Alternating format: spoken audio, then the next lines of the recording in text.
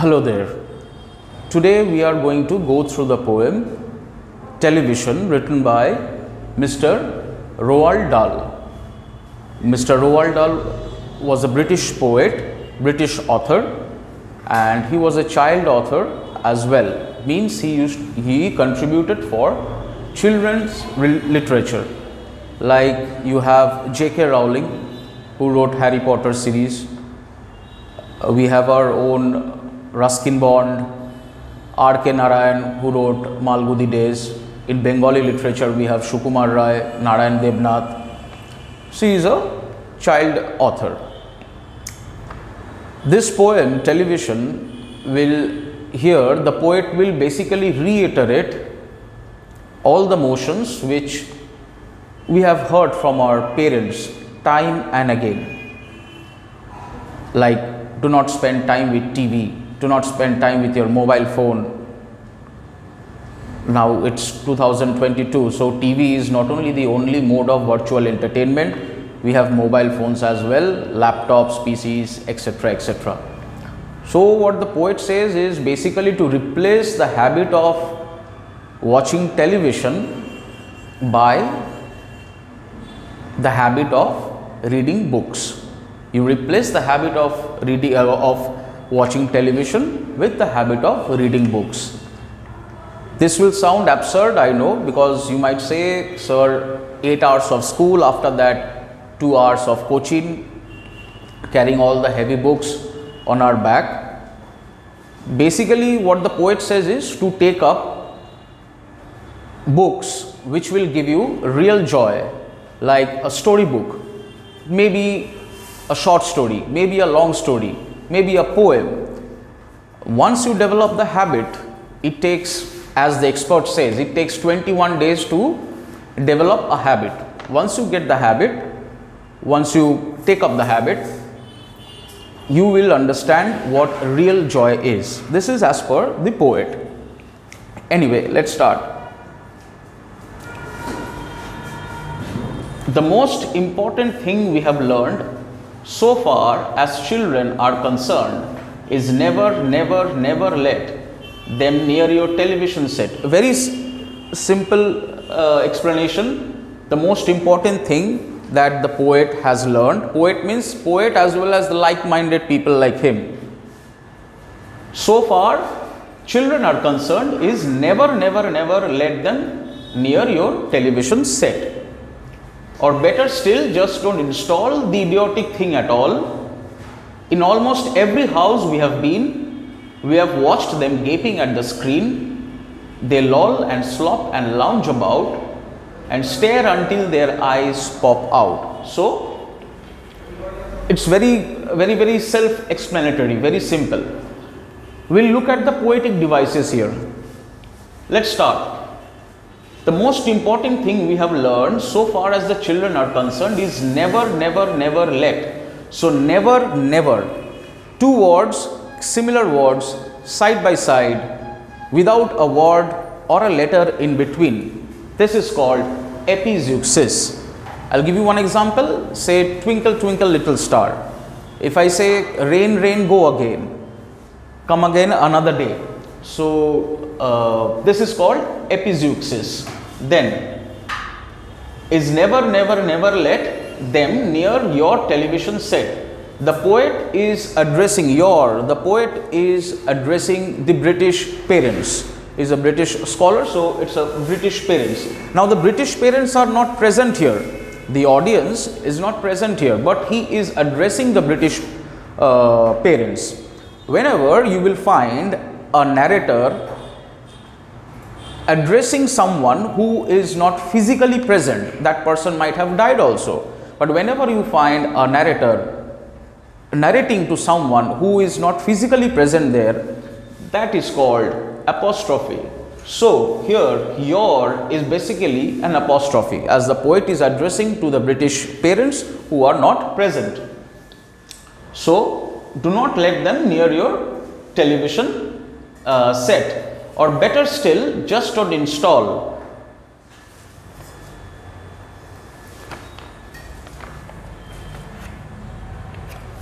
Can you see the L sounding words? law, or better still, just don't install. Whenever you find a repetitive consonant sound anywhere in a line, it is called consonance. Consonance comes from consonant. So here the L sound is getting repeated in a single line. So this is an example of consonance. So better still, just don't install the idiotic thing at all. Idiotic thing is referred to the television. Now idiocy is an attribute that we associate with human beings. Whenever you find attributes of a living being, of a human, associated with a non-living being, that figure of speech is called personification. So here the television is referred to as the idiotic thing. The poetic device here is personification. In almost every house we have watched them gaping at the screen. Gaping means gazing with eyes wide open, like you gaze at something, totally focused on something, your eyes are big, you are watching it without any disruption. So that is called gaping. They loll and slop and lounge about. Again we can see the repetition of the letter L, the repetition of the sound L. So they loll and slop and lounge about. This is also an example of consonance. Now we can also see the conjunction and getting repeated multiple times in a same line. Whenever we'll find a conjunction getting repeated in a single line more than once, like multiple times, then that will be termed as polysyndeton. So here this line, this is an example of consonants, and the use of ands can be referred to as polysyndeton. So what happens? They loll and slop and lounge about. Loll, slop, lounge all means the same thing. It is to sit casually.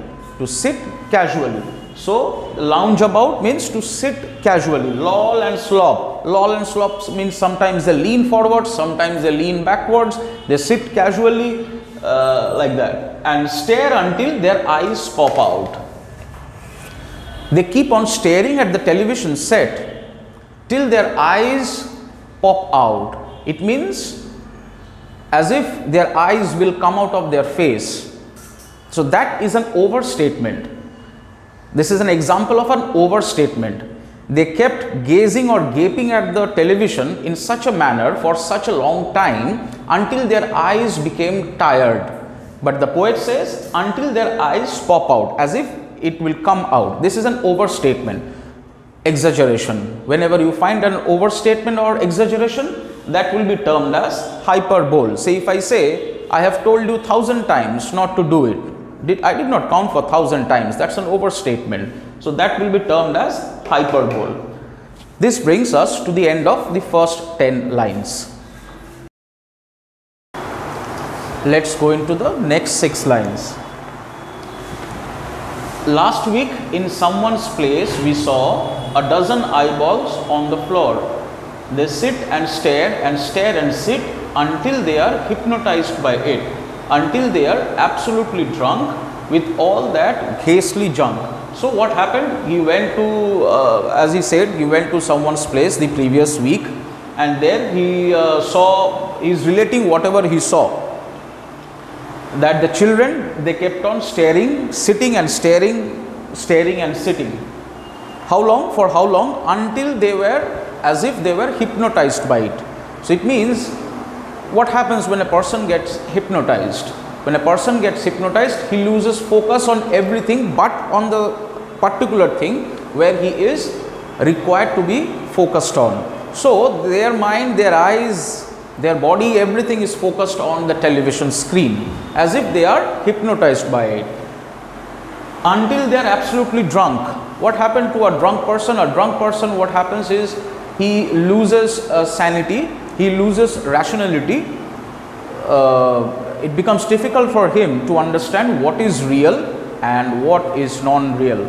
So television is a virtual mode of entertainment.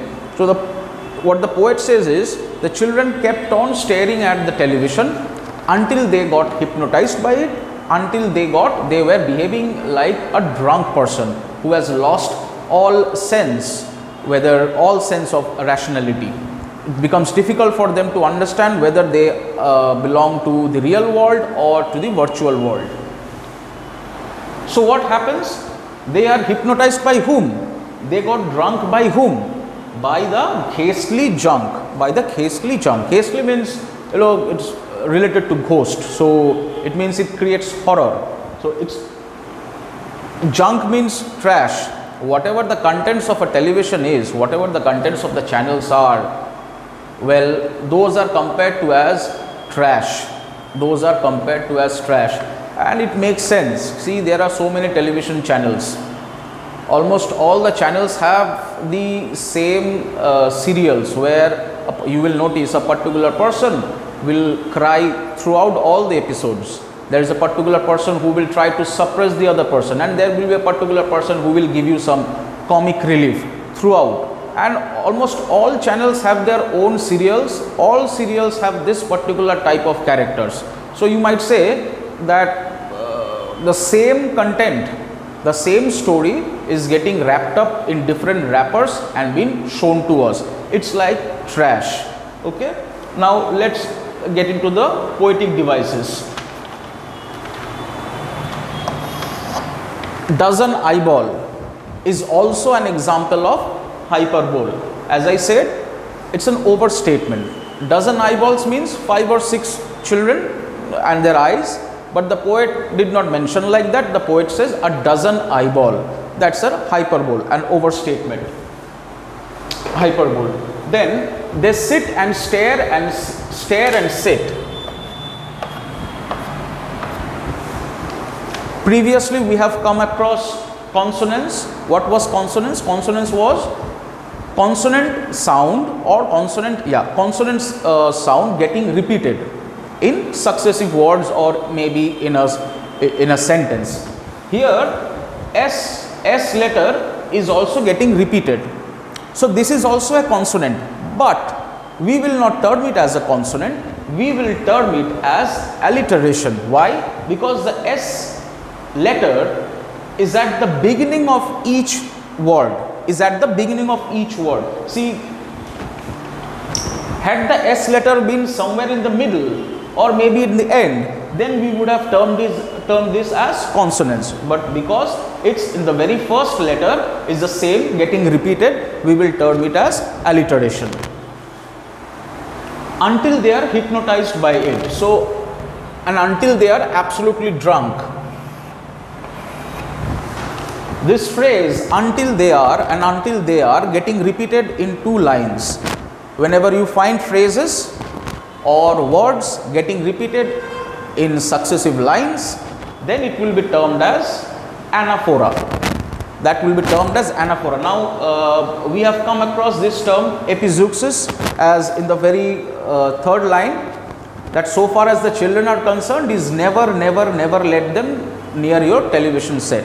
So never was an example of epizeuxis, because same word, just successive words with nothing in between them, but in a single line. Here, until they are hypnotized by it and until they are absolutely drunk, they are present in 2 different lines. Same phrase, 2 different lines, then it will be called as anaphora.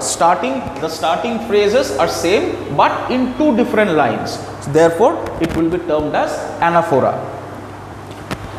And this comparison of a children with a person who has been hypnotized, with a person who is drunk, this figure of speech is called metaphor. So metaphor, you may say, metaphor you must have come across. Metaphor is a figure of speech where you will find comparison between 2 different things but with similar quality. Here what is the quality? The quality is getting hypnotized losing focus of everything, only focus is on the screen, as if your mind has been clogged down to a particular screen, that is the television, and until their minds are absolutely drunk. So like a drunk person, children are literally not drunk, right? But as the drunk person, they loses sanity, they loses rationality. In the similar fashion,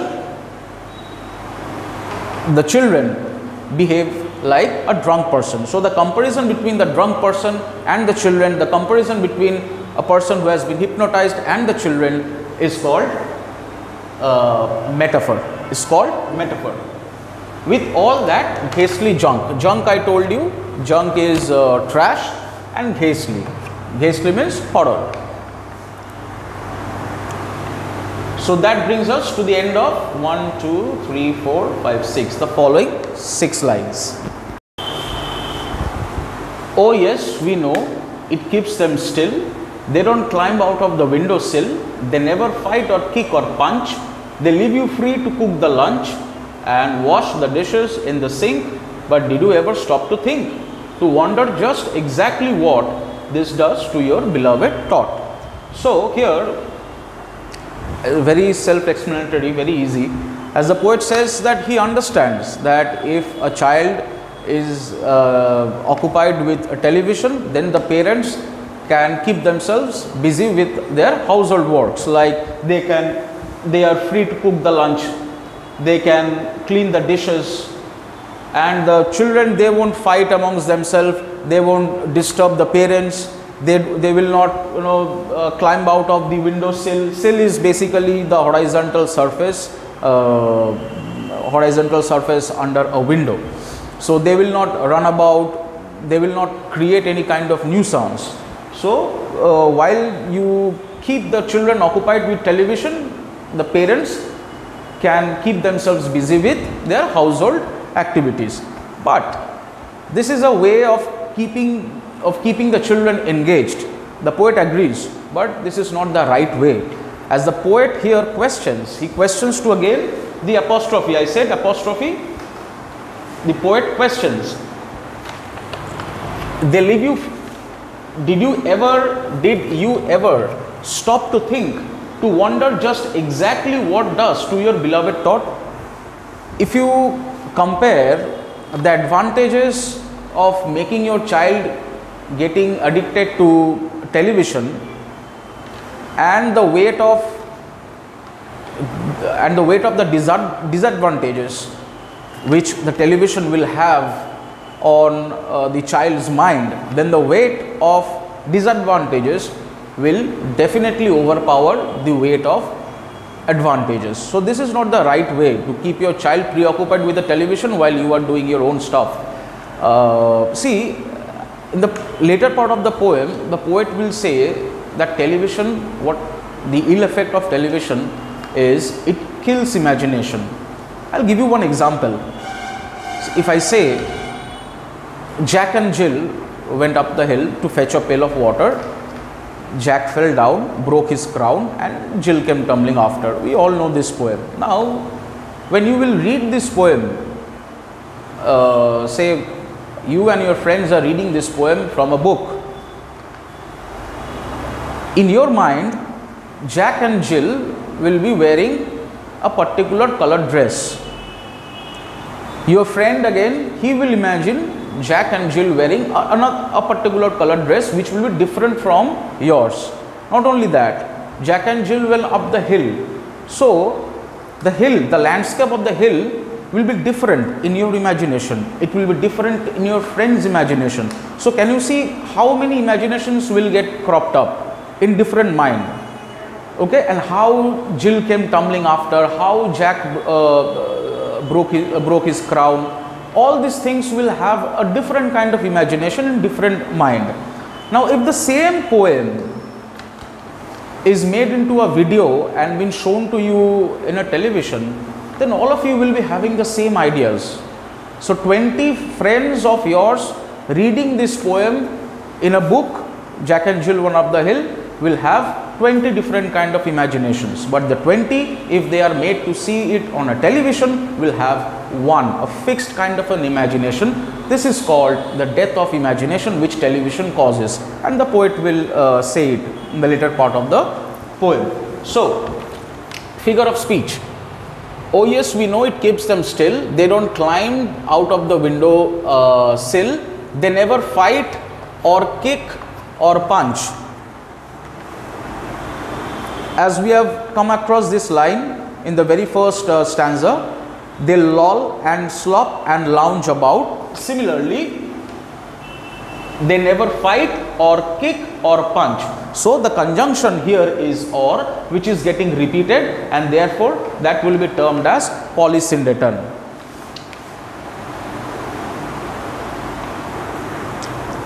Okay, and here the poet asks a question. Whenever a narrator or a poet asks a question which is intended to make the listener think, that will be termed as a rhetorical question. That will be termed as rhetorical questions. Rhetorical questions are intended to make the listener contemplate. Contemplate means to think. So this question is being thrown to the British parents by the poet to evaluate that, okay, you are letting your child watch television and you are doing your household chores, but do you understand what good will it do ultimately in the long run? He asks a question and he makes the listener, that is the British parents, he gives them time to think. So this is an example of a rhetorical question, RQ. You will find many examples of rhetorical questions in this poem. Now the poet will get into the details about how much of an ill effect television has on the children's mind. So it rots the sense in the head. Yeah, it kills imagination dead. It clogs and clutters up the mind. It makes a child so dull and blind, he can no longer understand a fantasy of fairyland. His brain becomes as soft as his cheese. His powers of thinking rust and freeze. He cannot think, he only sees.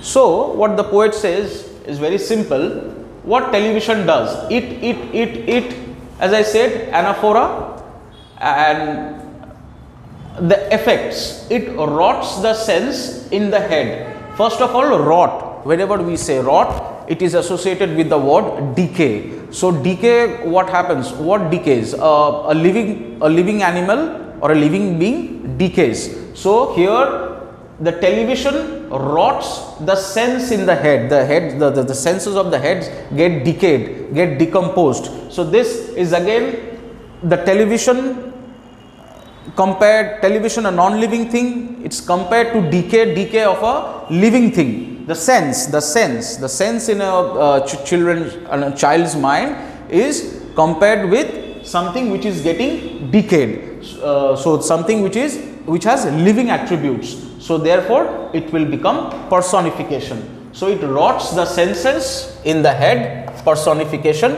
It kills imagination. I have already explained you how a television kills imagination. So a television kills imagination. Again, kill is something that is done by a living person, a living thing, a living being. So here also it's an example of personification.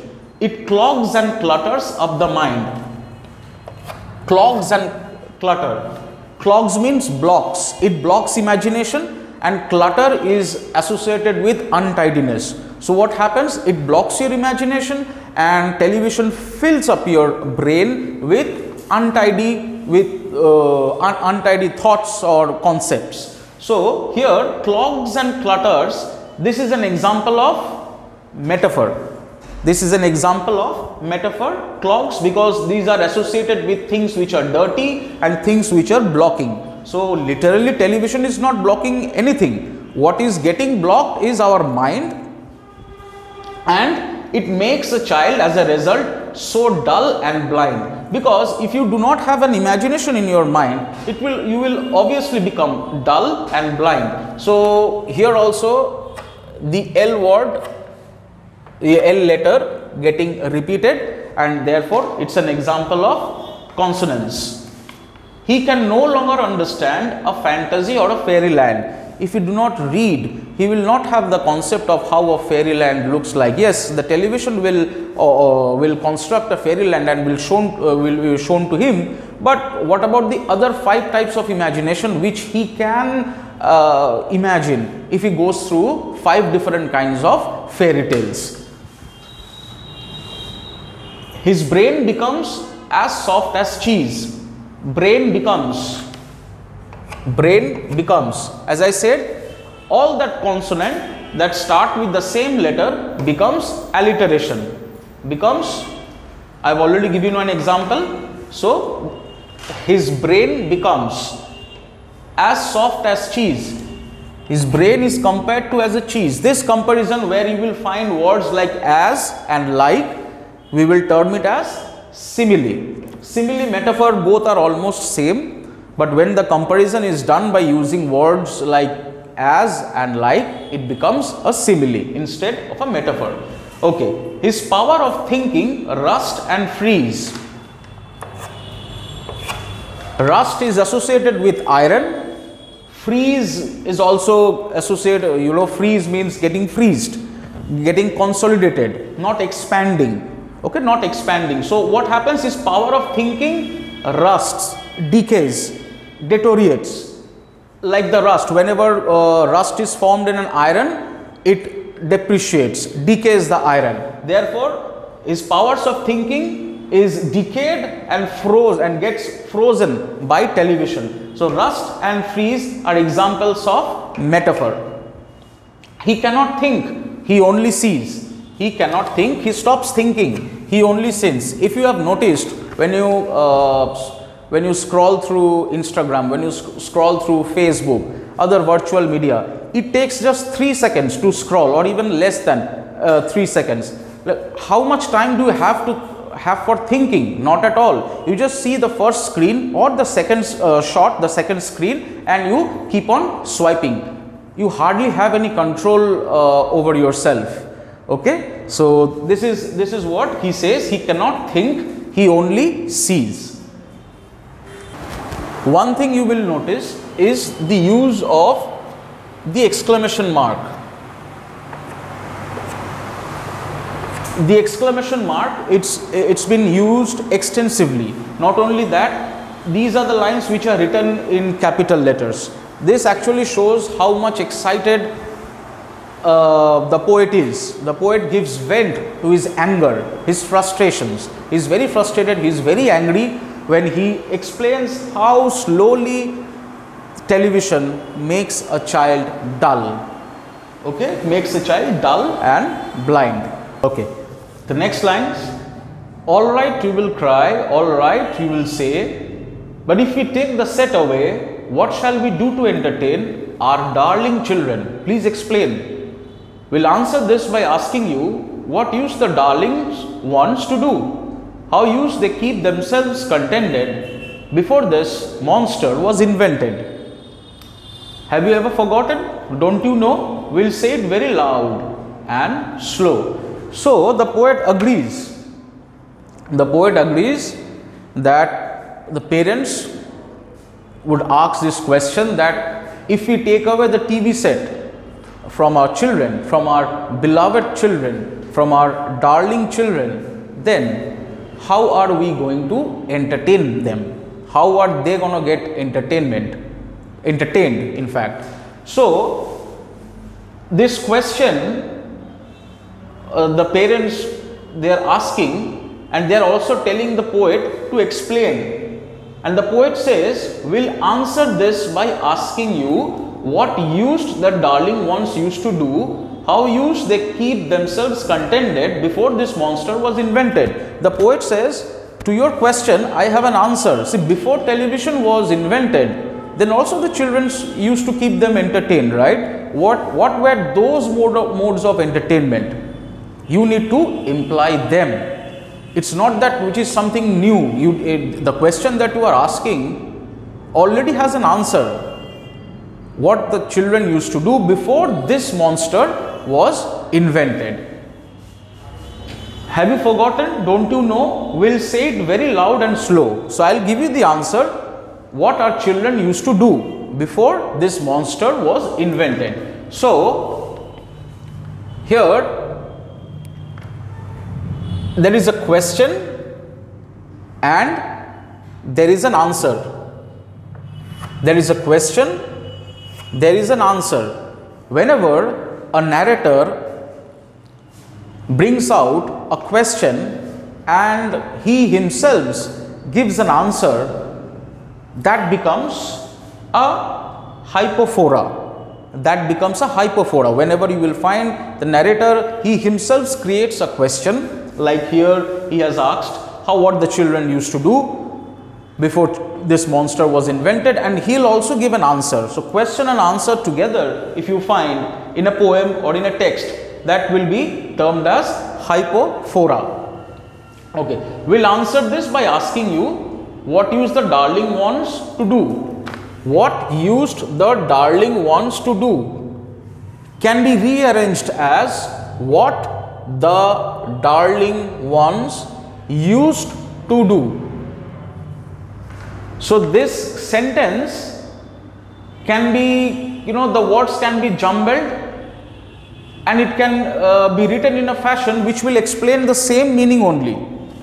Whenever you find a word which is generally not to be found in a place where we find it here, this is an example of inversion. See, what used the darling ones to do? Actually, it would have been what the darling ones used to do. Now, the poet is quite aware of what he has written. So, this is also a poetic device. This is called inversion or dangling modifier. How used they keep themselves contented? Contented means satisfied. How they used to keep themselves satisfied, entertained before this monster was invented. Again, this monster, TV, is been associated, the non-living being is associated with a living being, that is a monster, and therefore it becomes personification. Have you forgotten? Don't you know? So many rhetorical questions. I told you what rhetorical question means. Questions that will make you contemplate, questions that will make you think, the listener think. So, have you forgotten? Don't you know? We'll say it loud and slow. Finally, we see the L sound getting repeated. This is an example of consonants. Okay, so the poet, he answers, and he answers slowly, and it's again, see the repetition of the word read, so he wants to emphasize on the word read. So they used, means the children used to read, they would read and read and read and read and then proceed to read some more. So they used to read, of course. Great Scott gazooks. Gazooks, this is actually, the poet is kind of swearing, taking oath, like we say, good Lord, what did you do? So gazooks, zooks is basically referring to the cross, the nails that were used to crucify Jesus. Okay, so it's like swearing in the name of Jesus. Like you are asking me how the children used to keep themselves entertained. Well, they used to read. Good Lord, they used to read. One half of their lives was reading books. Again, an extensive use of exclamation mark showing the poet's excitement. Here he is no more angry. He is no more angry. He is giving a solution. He is in a more positive tone. So, one half of their lives was reading books. This is again an example of hyperbole. It's an overstatement. Like, it's not that the children only used to read books, they used to do other things also, but as if half of their lives went reading books only. The nursery shelves held books galore. So the nursery shelf was full of books, as if the nursery shelf was holding books. Again, the nursery shelves is a non-living item which is been given a living attribute, as if it was holding the books. No. So this is an example of Personification. Where is personification? Personification. Okay. Books cluttered up the nursery floor, and in the bedroom by the bed, more books were waiting to be read. So it means that books all over. Books all over. This word clutter, we have come across the word clutter earlier also, where the poet said that what television used to do, it used to clog and clutter up the mind. So at that time, clutter was associated with untidiness, okay, messed up, untidiness, negative tone. Here when he says books cluttered up the nursery floor, it means that nursery floor was full of books. Here clutter is being used in a positive sense. Now, and in the bedroom, it were books all over. In the bedroom by the bed, so in the bedroom by the bed, it becomes consonants. More books were waiting to be read. Any figure of speech did I miss?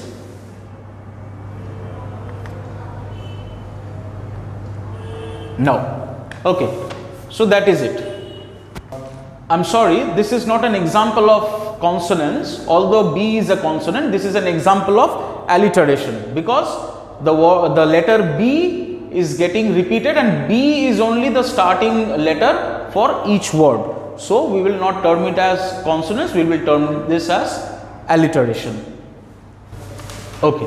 So in these lines, basically the poet is giving examples of what kind of storybooks, what kind of stories the children used to read. He's giving an insight, a short insight, like such wondrous, fine, fantastic tales of dragon, gypsies. Gypsies means wanderers who do not have a fixed place to live, so they wander here and there.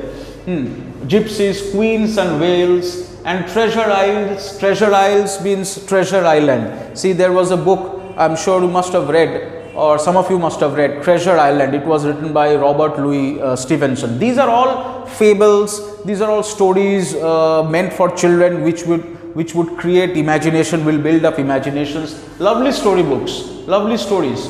And Treasure Island and Distant Shores, where smugglers rode with muffled oars. You know, these are the stories, stories of dragons, stories of gypsies, stories of queens, stories of whales, stories where the smugglers or the pirates, they used to row with muffled oars. Muffled oars means, row is the device with which you sail a boat, and muffle means is a kind of an item which is wrapped around an oar, so that it when you move the oar, it doesn't create a sound. Okay, it dampens the sound of the oar. Okay, it's something which is wrapped around an oar and put it to use. So muffled oars, and pirates wearing purple pants. Just when you go through these lines, see, you are imagining yourselves. You are not yourself. You are imagining these characters. Okay, like when I read it out, and pirates wearing purple pants, already in your mind you are thinking of a particular pirate and wearing purple pants. And sailing ships and elephants. And cannibals crouching around the pot. Cannibals are human-like creatures that devours humans. I mean, like human-like creatures, half demon, half human. They like to eat human flesh. And cannibals crouching around the pot. I'll come to this. Stirring away at something hot. It smells so good. What can it be? Good gracious, it's Penelope. Now, who was this Penelope? This is again a story, like we know the story of Trojan War, Greek mythology, where soldiers hid themselves inside a big horse made of wood, so that they can get into the enemy territory without getting identified. And during the night, someone would open the latch of the horse, and what will happen? The soldiers will come out of the horse and will burn the entire city. They will start up a fight. So what happened is, Penelope is a character who was the wife, is a beautiful beautiful lady, a wife of King Odessa. King Odessa. Basically, this mythology was written by Homer. Homer, a blind poet, a blind Greek poet. So this excerpt has been taken from the Greek mythology. Okay, the Trojan War only. So what happened is, Penelope's husband, he went to fight and he did not return for 10-12 years. So what happened, as she was very beautiful, many suitors tried to woo her. I mean, many people, many princes wanted to get married with her. And these cannibals also had the news that Penelope was alone. Her husband has been missing, gone to fight a war, and so she is free. They also tried their luck. They also wanted Penelope. So imagine this picture. What Penelope did, Penelope hid herself in a pot. She hid herself in a pot. So these cannibals came looking for her, and they smelled something good. So they were looking for her, they could not find her. Suddenly they smelled something good, a good smell coming out of a pot or a cooking pot. So they removed the lid, and what they found was Penelope. Now what happens after that is not been told here. It's not been told here, but you see, the poet is trying to arouse a sense of intrigue, mystery with his lines. So this is what the fables, fairy tales used to generate. A kind of intrigue, a kind of suspense, so that the children used to get focused on the stories only. Here the poetic devices, I would say, fine fantastic example of alliteration. Where is alliteration? Alliteration: dragon, gypsies, queens, whales, treasure isles and distant shores, where smugglers rode with muffled oars. So here, see, the vowel sounding sounding words or the vowel sounding letters are getting repeated, and the sound is also getting repeated, the vowel sound. Where, E, smug, SMU, smuggler, so A, road, O, with, we, I, muffle, A, oars, O. So whenever you find vowel sounding letters or vowel sound getting repeated in a particular line, that will be termed as assonance. The next line is pirates wearing purple pants, so it becomes alliteration. Sailing ships, alliteration. You can also say it can be termed as assonance also, because and, say, li, she, a, fa, a. So say,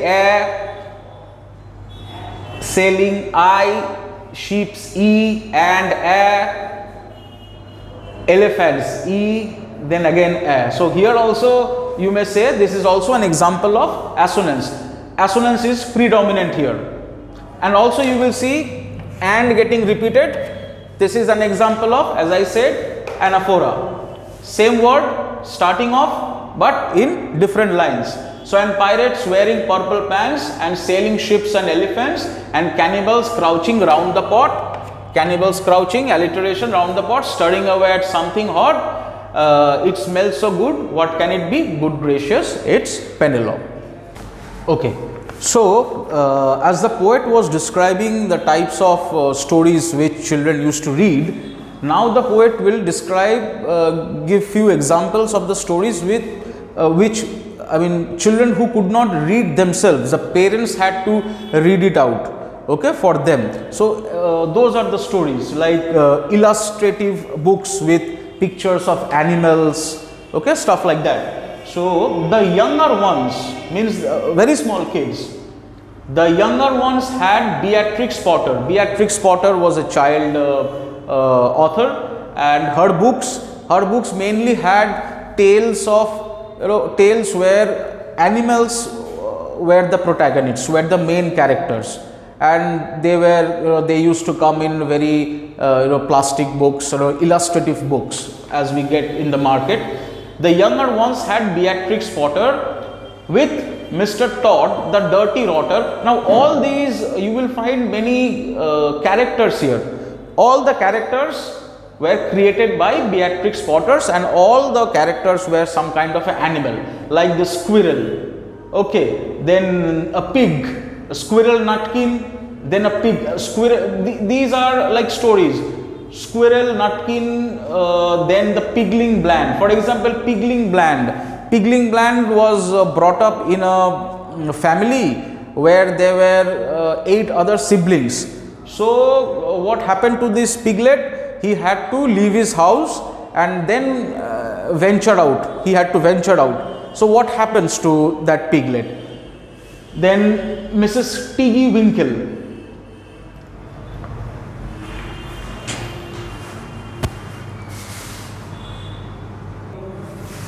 Yeah. Now in these lines, the poet will refer to all those stories which were meant for children below 6, like who cannot read. They have to be, the parents had to read out for them.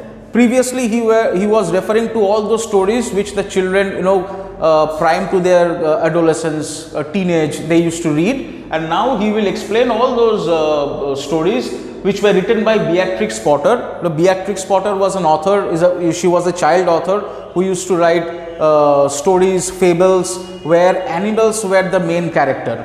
Like we had Aesop's stories. Aesop. So similarly, Beatrix Potter, and you will find many characters here like the squirrel nutkin, the pigling bland, the Tiggy Winkle, the camel, the monkey, Mr. Toad, then the rat and the mole. All these characters were created by Beatrix Potter, and you don't have to know them by heart, just understand. Like say for example, the squirrel nutkin. It's obviously a story of a squirrel. Mr. Todd. Who was Mr. Todd? Mr. Todd was basically a fox. A fox. Whenever I say fox, you would associate the word sly, as a fox. So what happened? He used to kidnap other animals. What happened to Squirrel Nutkin? Squirrel Nutkin's arch enemy was an owl whose name was Brown Owl. So how this Squirrel Nutkin got himself away from that owl is a story. Then the Pigling Bland. Pigling was a pig, as the name suggests. He was born in a family of 8 or 7 siblings. So there was shortage of food. He had to manage his own food, so he had to venture out. So what happens when he venture out? That becomes a story. Then Tiggy Winkle, Mrs. Tiggy Winkle. Who was Mrs. Tiggy Winkle? Mrs. Tiggy Winkle was a washerwoman. Okay, a washerwoman, a story of a washerwoman and a small girl. Now, how the camel got his hump, how the monkey lost his rump. Rump means the buttocks, okay, the hind part. How the monkey, as if how the monkey, you might say, broke his spine. Mr. Toad, bless your soul, here's rat and the mole. So all these are characters. So in general, books, what books they used to know, those children living long ago. So this is what the poet has to say, the type of books, the type of stories which children got themselves associated with before the invention of television. So please, oh please, we beg, we pray, go throw away your TV set away, and in its place you can install a lovely bookshelf on the wall. Then fill the shelves with lots of books, ignoring all the dirty looks, the screams and yells, the bites and kicks, and children hitting you with sticks. So the poet says that yes, he gives a kind of advice that you replace the television set with a shelf of book, with a bookshelf. Now, whenever you will find the narrator in his poem or maybe in his story gives some kind of advice or say some kind of a moral message, then that will be termed as didactic. This poem is a didactic poem because the poet will give some suggestion. The poet is suggestive. He gives some advice that, so please, oh please, we beg and pray, go throw your television set away and in its place you can install a lovely bookshelf on the wall. Okay. Lovely bookshelf on the wall. Consonants. Fill the shelves with lots of books. Okay. Ignoring all the dirty looks. This is an example of metaphor because the children will look at you once you remove the television. Of course, the habit, it takes time to build up a habit. So initially the children, what will they do? They will scream, they will yell, they will bite, they will kick. All these things the children would not have done if television would have been there. You know, as per the parents, because the parents already had asked this, like they don't climb out of the window, they don't scream, they don't fight amongst themselves because they remained engrossed with television. So initially they will have a dirty look. The look will be dirty. This is an example of metaphor. Dirty looks. The screams and the screams and yells and bites and kicks, and the children hitting you with sticks. So the poet is reassuring the parents that initially building up any habit takes days. As I said, the expert says 21 days. 21 days, if you can slowly start reading one story every day for the next 21 days, trust me, on the 22nd day, invariably you would like to read a story. Okay, you would crave for reading a story. So this is what the poet is basically suggesting. Instead of the bookshelf, instead of the TV, install a bookshelf. The initial days will be difficult. The children will fight with you. Okay, they will scream. But for the longer run of their life, books will be their best friend. In the last few lines, I will not be writing in the board. I will just dictate. It will be very easy. So the last few lines, I'll read it out. That once they start, oh boy, you watch the slowly growing joy that fills their heart. They'll grow so keen, they'll wonder what they had ever seen in that ridiculous machine, that nauseating, foul, unclean, repulsive television screen. And later, each and every kid will love you more for what you did. So initial days will be difficult, but slowly when they'll pick up the habit, they'll understand that they are being able to derive the actual joy, the actual entertainment which they have been looking for in virtual mode of entertainment. So they will get the real joy, and that will fill their heart, and they will grow so keen, so interested. They'll wonder what they had ever seen in this ridiculous. These same children who used to get hypnotized by the television will now blame the television, and they will understand that what they were missing by not reading books. Okay, and the television screen is described as nauseating, foul and unclean. Nauseating means repulsive, that doesn't create a good feeling. And later, each and every kid will love you more for what you did. So eventually it will be of great benefit to your child, to the psychology of your child, and they will thank you for this. This is all